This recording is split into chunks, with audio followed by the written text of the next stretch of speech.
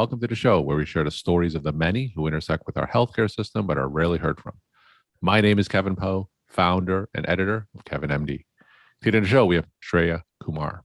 She is a medical student and she wrote the Kevin MD article, Eradicate the Disability Tax Before It's Too Late. Shreya, welcome to the show. Hi, thank you so much for having me. So we'll get into your article in a little bit, but first off, can you share your story and journey to where you are today? So I'm a first-year medical student, and growing up, we grew up with a family member who has a disability, and my family member's had the disability for coming on 20 years now. And growing up, it was always sort of like an implication in the background, right, about this disability and all the things that came with it, whether that was, things like family troubles that arose because of it for the extended family, or whether that was the inability to even pay for some things that we were growing up, because again, like my family member lost the ability to work and they were the sole breadwinner of our house. And so we sort of went on disability payments and government aid in order to sort of help us through the tough times. And growing up, again, like we didn't really have much of the chance to do things like travel or go out. So I really just sort of found a route to self-expression through reading and writing. And when I was looking into, what I wanted to sort of do with my life and where I wanted to be, medicine had come up a couple of times, just because I feel like that comes up a lot when you live with people who have chronic illness or chronic disability.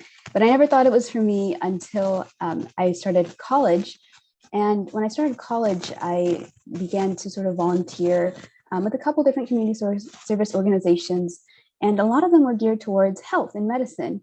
And so when I was out volunteering with these underserved populations, I really started to see that, my family story wasn't actually that unique. There were like thousands of people who were going through something similar. And really, we're all sort of under this system, or this broken healthcare system that affects us all in these like numerous ways. And it's not just about, having the illness. It's always about what's in the background, what's affecting your family or your life and situation as a result of that, disability or illness. And that comes up a lot in terms of things like economics and the ability to pay for things like including, but not limited to, care, but also other things that are necessary for life, which, for us, we need someone who needs to come by like our place to help with activities of daily living.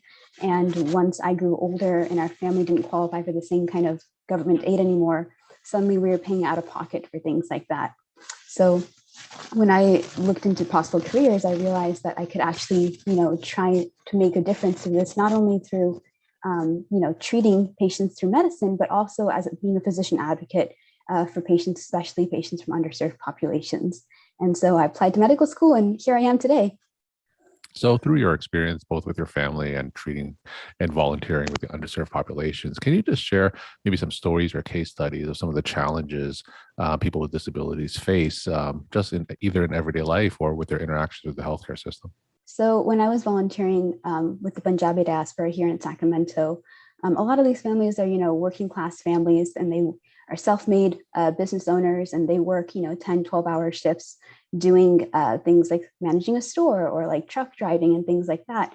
And when you get hit with, a chronic illness or a chronic disability, something like diabetes, which requires, regular management with a physician, oftentimes, if you don't have the best health insurance, or if you buy your own private insurance, then the cost or the copay just of going in for your regular checkups can actually be, a lot more than you can actually afford. And the nature of just having a disability, you have to pay more to live a normal life than any other person on top of dealing with your own disability. So, that expense comes in many different ways. If you have diabetes, oftentimes you have to eat very healthy, very nutritious meals, but we don't subsidize produce at the same way that we subsidize very unhealthy foods. And so it becomes an additional expense for you to eat healthy and manage your condition. And that's sort of part of that thing I like to call the disability tax, which is you're constantly paying more to live your life as normal, which other people may not have to deal with. So you talk more about that, of course, in your Kevin MD article titled Eradicate the Disability Tax Before It's Too Late. Now, for those who didn't get a chance to read that article, can you just walk my audience through it and share the story of why you decided to write it? Yeah. So I was scrolling through social media one night just before school started, And I came upon an article that was talking about rideshare drivers refusing certain people, that is, rides because they said that they didn't have a face mask. But if you look in the article talks about how this is sort of used as an excuse that even if like the rider did have a face mask, there is no like way to provide evidence, or there is no way to prove that they did. And a lot of times people with disabilities do rely on, rideshare apps in order to get to where they need to go. And I went all the way down to the comments, and I found a person who was blind talking about how they were refused on multiple occasions because they have a service dog. And again, like similar excuses were used as to why they were not provided a ride.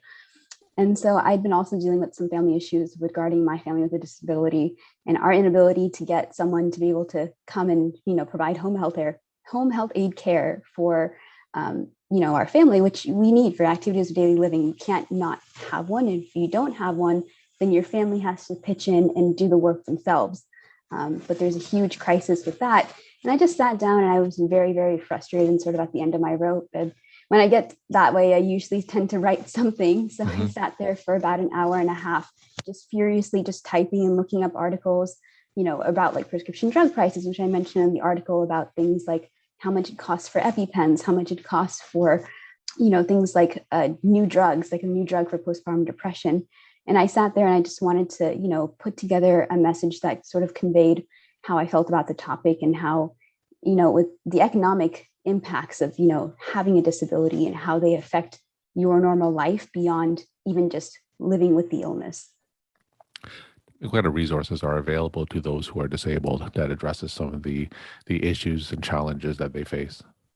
Yeah, a lot of times some startup companies are trying to make a difference for things like prescription drugs. There's GoodRx, which a lot of people have heard of by now. We used to recommend it to patients in our clinic, and that provides a discount on certain medications. And then there's other resources. You can always reach out to any sort of local clinic organizations, or even just if you have like a clinic manager or clinic where you go, you can always speak to the financial aid officer at your clinic or your medical practice and explain your situation. And I think the key to all of that is, because the system isn't designed to help you, unfortunately, we have to reach out on our own and really find a physician or find a healthcare professional who you trust, who can help you look into all of these resources and never give up in that sense.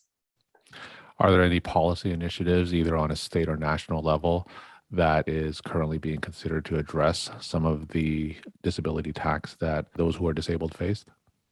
Yeah, I had heard that California was, in regards to specifically prescription drugs, California is looking into an initiative in which the state would manufacture and produce its own drugs specifically for things like chronic conditions.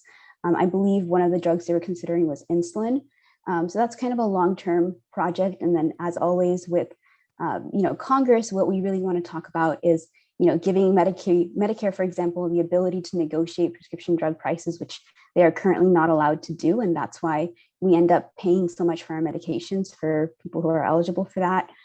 So different policies like that. And I really think we need to go more wide ranging with that, because these are great, but we also need to consider things like that affect, our policy on like a social level, which is more having more policy that addresses things like home health aid care, or even more policies regulating the quality and care provided by nursing homes, which is yet another problem, because with nursing homes, the ones that are covered are really not up to par with their standards on how they treat patients. And again, that comes down to economics. If you can pay for better care, then you'll get better care. And if you can't, then you can't.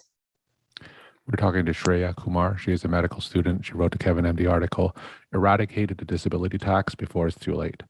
Shreya, even if you're in your first year of medical school, you probably have more experience through your personal story with your family and your work with the underserved when it comes to issues facing the disabled. What are some things that we clinicians should be thinking of when we're talking to people who are disabled in the exam room, and some of the issues that may not be apparently obvious?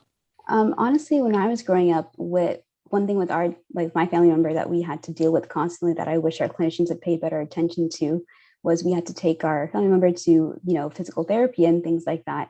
And our primary caregiver in our family was not able to drive long distances, but we would constantly be assigned to a clinic or a location that was impractical for us to actually reach, because we had to, again, rely on public transportation with like a bus that would run an hour late. And oftentimes we would miss the appointment or we would get late.